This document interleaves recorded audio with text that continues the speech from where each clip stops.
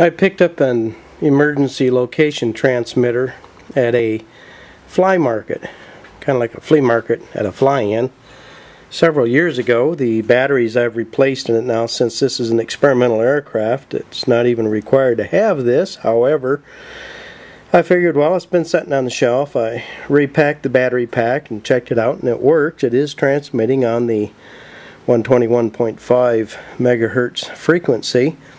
So I went ahead and mounted it just aft of the fuel tank here in this service area. I put the, as you can see, the mounting tray is now bolted to the airframe, and then the ELT itself is strapped right here to that tray.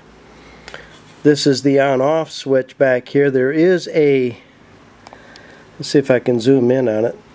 Eventually I will have to get the unit that goes up on the panel. I'll have to write to Artex and see if they'll send me one and what it'll cost. The unit is armed.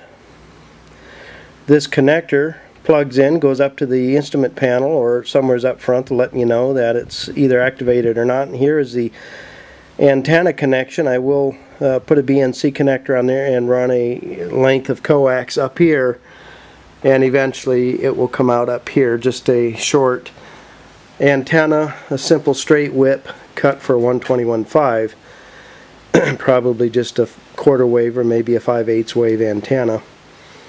And that's it. The ELT is now installed. I'll have to take it back out of there and disconnect the battery because I don't want to inadvertently set it off. Now, access to it is through this rear service area. It's going to prove interesting to see. Getting it out's no problem.